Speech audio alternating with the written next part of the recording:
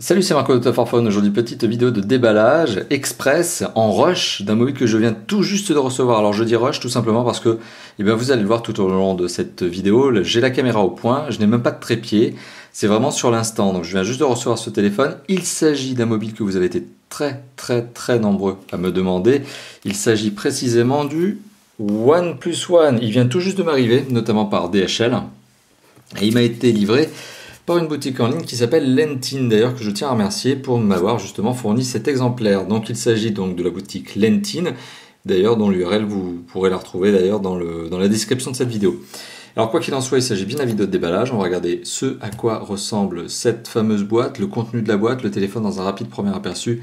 Et vous savez que la vidéo de test arrivera d'ici quelques jours, tout au plus quelques semaines, sachant que nous sommes extrêmement débordés en ce moment chez Top for Phone. On a un max de mobiles à tester.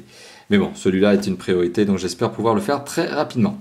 Le OnePlus One, il est livré dans cette surboîte brune, qui est une surboîte d'ailleurs qui est faite par OnePlus. C'est-à-dire que c'est la marque elle-même qui a déjà emballé son mobile dans une boîte blanche qui en plus est suremballée. Alors la boîte, elle contient deux éléments. Une boîte où il y a le téléphone et les accessoires et une autre boîte où il y a le chargeur. Et de la mousse pour caler le tout. Alors si on prend la boîte en elle-même, hop, vous allez le voir, on est vraiment dans une ambiance très haut de gamme. Je vous le rappelle, OnePlus One, c'est une marque qui, enfin OnePlus en tout cas, puisque le OnePlus One c'est le modèle, OnePlus c'est une marque qui a envie de vraiment cartonner sur la notion de haut de gamme. Donc on est vraiment dans une ambiance haut de gamme, tout est fait pour vous donner cette ambiance, cette impression. Donc la boîte, alors je vais devoir poser la caméra, comme quoi je vous l'avais bien dit, c'est sans trépied.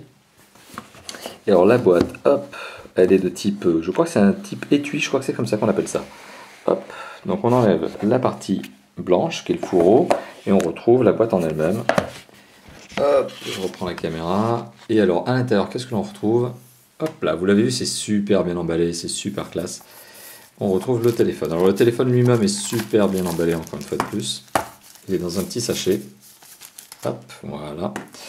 Et il a son petit film protecteur sur la face avant. Petit film protecteur d'ailleurs qui a des numéros de série, un petit sticker de garantie pour vous prouver que ça n'est pas une contrefaçon. Parce qu'on imagine dans les mois à venir, oui, il risque d'y avoir des contrefaçons sur ce genre de mobile, qui est quand même la référence chinoise du moment. C'est-à-dire que c'est le mobile qui est là pour enterrer toute la concurrence, que ce soit chinois certes, mais aussi occidental, mais c'est vraiment le mobile phare du moment. Et voilà, vous avez été donc très nombreux à me le demander en test. C'est du bon gros phablette. Vous voyez, les dimensions sont assez généreuses. J'y reviendrai lors du test, mais ouais, ça dépasse allègrement de la main. Et c'est le genre de téléphone qu'on ne peut pas utiliser à une seule main. Donc c'est un bon gros phablette. Voilà, et donc forcément, il présente très bien. Alors certains m'ont demandé si l'arrière était justement un attrape-poussière. Est-ce que l'arrière en blanc, justement, était quelque chose où on sentait que ça collait un peu? Pas du tout, c'est du plastique mat. C'est du plastique mat glissant, pas autant que du plastique glossy parce qu'il n'est pas verni, mais bon, voilà, il ne prendra pas plus la poussière qu'un autre mobile du genre. Donc là-dessus, il n'y a pas de problème. Il présente très bien, mais forcément, on le savait, il présente vraiment très bien. Allez, hop, je le mets de côté, on y reviendra pendant le test. Alors dans la boîte elle-même, qu'est-ce que l'on retrouve d'autre? Eh bien on continue le déballage, on retrouve donc le berceau sur lequel était posé le téléphone, et à l'intérieur on retrouve des accessoires. Alors le tout est très bien placé, je vous rassure, en fait j'ai déjà fait un premier déballage, j'ai pas pu résister, normalement tout est bien calé. Alors à l'intérieur de la boîte, qu'est-ce qu'on retrouve? De la doc, ici, mais alors pour tout vous dire, la doc elle est écrite en chinois, donc ça vaut pas la peine d'aller plus loin là-dessus. On retrouve, alors ça c'est vraiment super original, c'est le câble USB, micro USB qui a vraiment un format à part, vous l'avez vu. Voilà, micro USB, rouge d'ailleurs, tout est rouge, vous l'avez vu, et rouge et blanc. Et c'est très classe, voilà, il y a même la petite attache. Voilà, et on retrouve ici, alors ça c'est l'accessoire qui permet de retirer en fait le slot pour la carte SIM, tout simplement.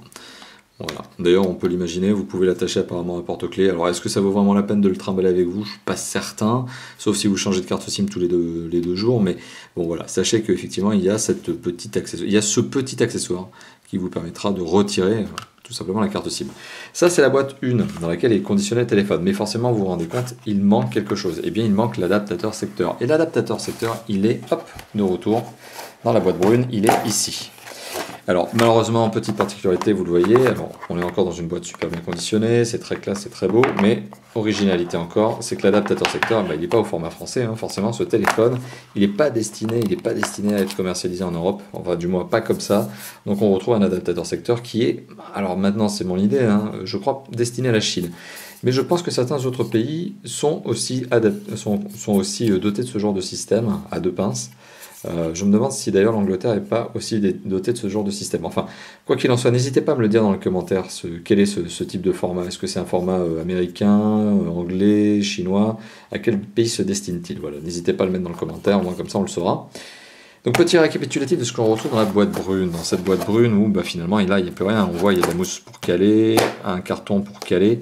Bon, à l'intérieur on retrouve une boîte avec le chargeur en lui-même, dont je vous laisse donc commenter dans la vidéo, dans la zone de commentaires, bien pour quel pays il est adapté, enfin en tout cas il se destine, et à l'intérieur notamment on retrouve surtout la boîte du téléphone, dans laquelle on a tous les accessoires, à savoir de la petite dock mais en chinois, l'accessoire pour enlever la carte SIM, en tout cas le slot de la carte SIM, et le câble USB, micro USB, le berceau et surtout le OnePlus One que j'ai une vive impatience de commencer à tester. Le OnePlus One qui d'ailleurs, j'ai été le premier à le recevoir dans l'équipe et je peux vous rassurer, ça a bien fait rager certains des autres membres de la rédaction et je vous laisse deviner lesquels. Voilà, un petit coucou d'ailleurs à eux. Et merci d'avoir visionné cette vidéo. Comme d'habitude, elle sera publiée sur YouTube. N'hésitez pas aussi à nous retrouver sur le site, le forum, Facebook, Twitter, autant d'endroits où interagir avec nous. Et je n'ai qu'une chose à dire, à bientôt pour d'autres vidéos. Allez, à bientôt. Ciao, ciao.